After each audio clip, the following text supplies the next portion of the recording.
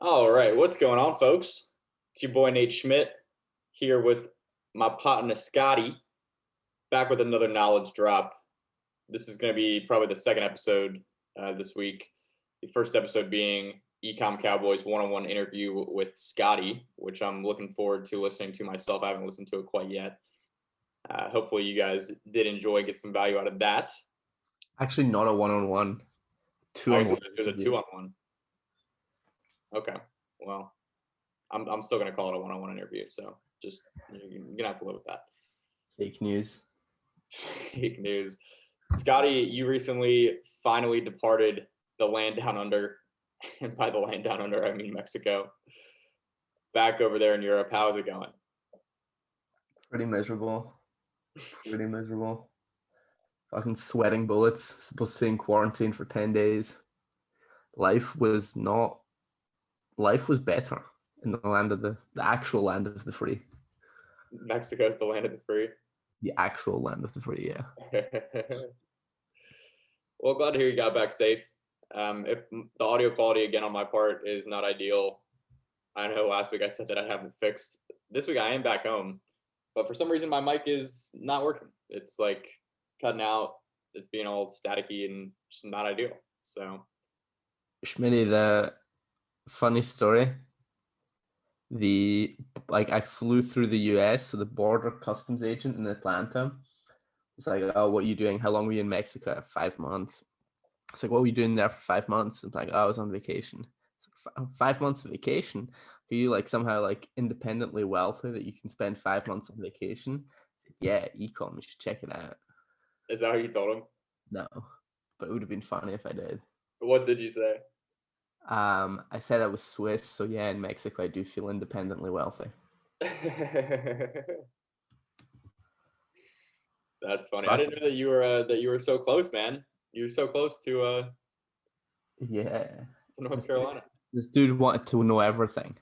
I was just trying to explain to him that I do not want to enter his shitty country. I've got a flight out in an hour. Please just let me pass.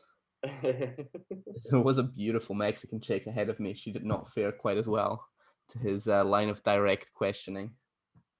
I feel like they're usually not all that. I don't know. At least for me, like they're usually just like, oh, okay, cool. Welcome Yeah, home. there's a different lane for you, Schmitty. Yeah, I guess I get the from the best country in the world lane. Yeah. I'm supposed to be in quarantine, but like Swiss didn't even check my ID. Like they have not a clue that I'm in the country. I'm fairly certain. So Oh, yeah, there's that. you're not going to Guess be we there should that get long, are into you? it then. Guess we should get into it. Okay. I guess we probably should. Guess we probably should. So, in this episode, this is episode number 83. We're really getting up there with the episode numbers. This is pretty cool. Pretty cool stuff. In this one, we're talking about what a productive day in the life running a profitable brand actually looks like. So, I believe this was put in by Alex. Alex is slowly becoming the top contributor to episode topics of the Ecom Dispensary. Appreciate you, Alex. I believe it was him, right? I didn't write it down here, but I think that was Yeah, it him. was. Yeah. So he asked people with a working profitable brand, how long do you work? What tasks do you do? And what are you working on during a productive workday? An average day working on your brand where you feel like you got a lot done. I thought this was a great question. It's not very often that you get to see kind of behind the scenes of what it's like actually running a profitable brand. That's not all that common of a thing. And when you're in the beginning stages or you have your own brand and it's starting to work and you're trying to figure out how you should be spending your time, I think this is a really good question to be thinking about. So I think me and Scotty are probably going to have slightly different takes on this because we have slightly different roles in our business, and we kind of like it that way. But for me, I mean, it's pretty straightforward. Like I don't know if people are if Alex is looking for like a crazy weird answer here, but it's pretty straightforward. For me, a productive day running our brand is a day that I get to do just honestly one thing that could be a game changer for our business, for our brand. If I get to work on one thing that could significantly boost the brand or increase our revenue or anything like that, that's kind of a win for me. So, some examples of some of these things that I've been working on recently. One big thing that we've been doing is working with a professional sizing company to improve our size chart because, spoiler alert, a little behind the scenes, what we sell is clothing related. So there are different sizes. People are not all the same size, unfortunately. They vary a lot. And one of our main contributors to expenses is refunds and returns. Someone buys something that doesn't fit them, then either we got to send them a refund or we got to have them ship it back. We got to pay for the return shipping and we got to send them out their correct size. And all of that adds up to a lot of expenses. And if we are able to improve our size chart and make it more accurate so that our customers are ordering the right size more often, then that's going to significantly reduce our expenses, which could significantly increase our profit. So that's something that I've been working on with this company for the last month or so. That's, doing that. If I get to do something that kind of moves that along, that's a win for me. Another thing that we've been working on recently is kind of doing research and getting an idea of what it's going to look like to get our brand into like brick and mortar retail locations, places like, Target, Walmart, Kohl's, Costco, whatever, all these different kind of retail stores. That's something that we've been looking into, and making those connections with the people who can kind of help us do that. That's absolutely a productive day for me. Um, Something else that we've been doing recently is working on building a new brand.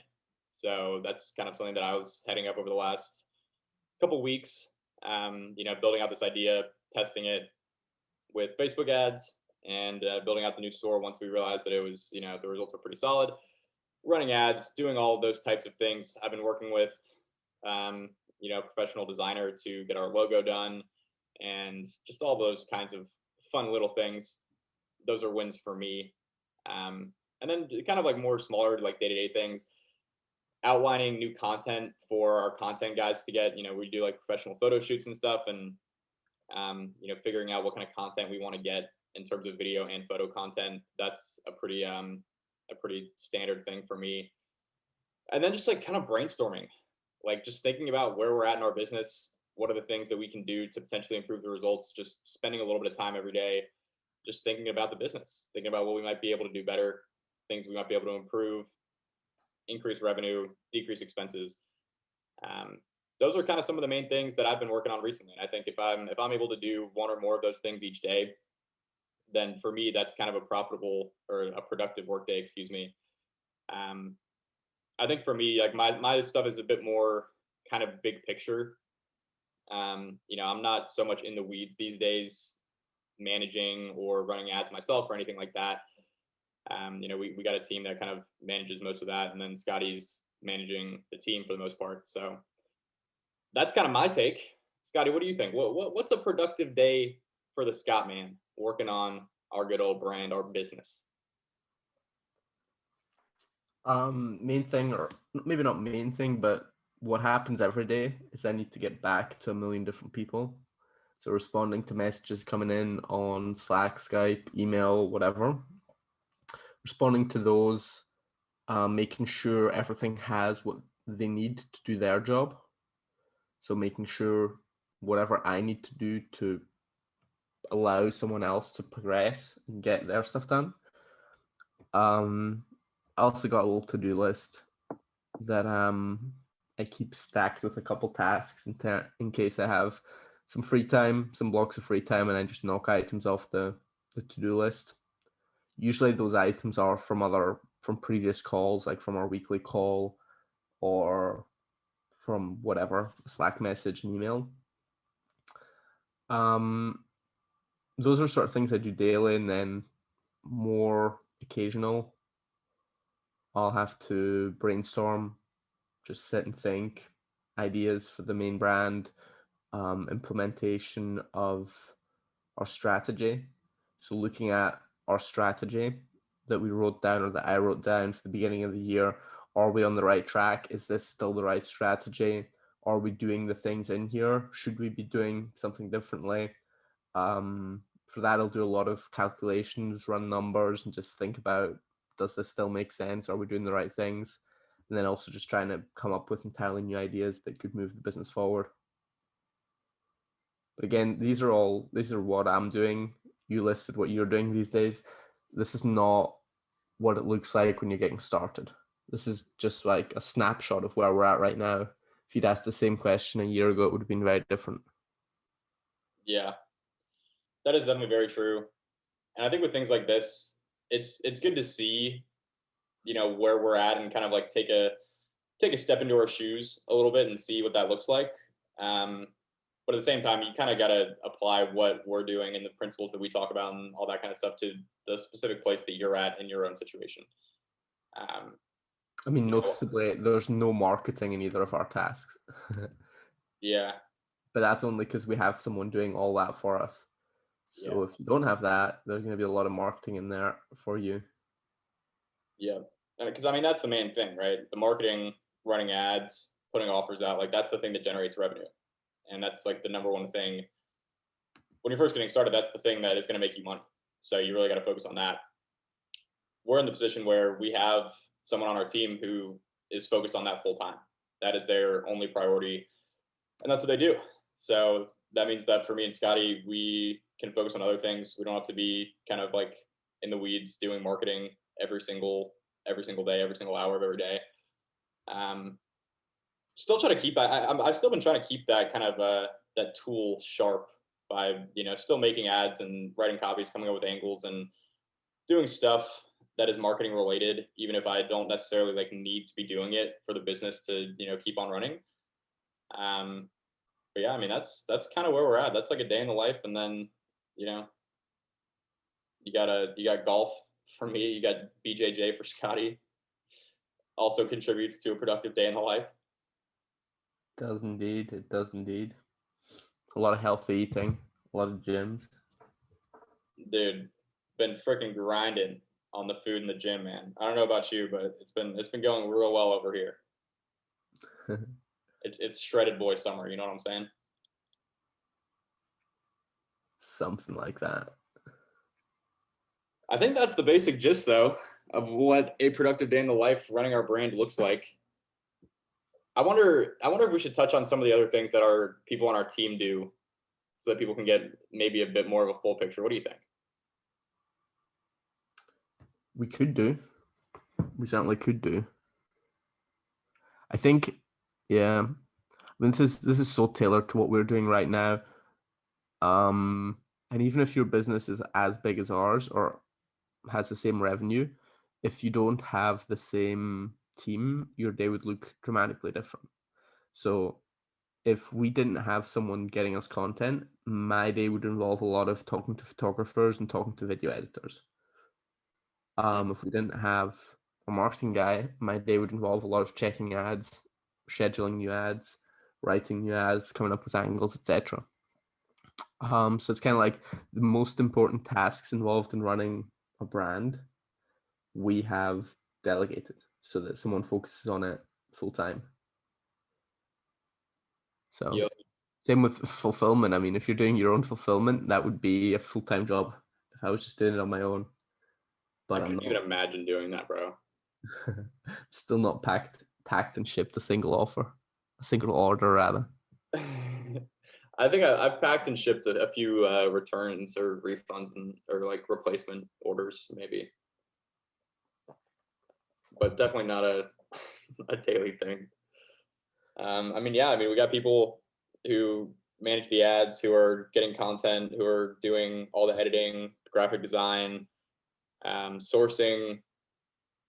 All these kind of important things that go into running the business are kind of outsourced to our team. I guess insourced. It's not really outsourced. I guess it's insourced. And that kind of gives me and Scotty the ability to focus on the big picture stuff. Um,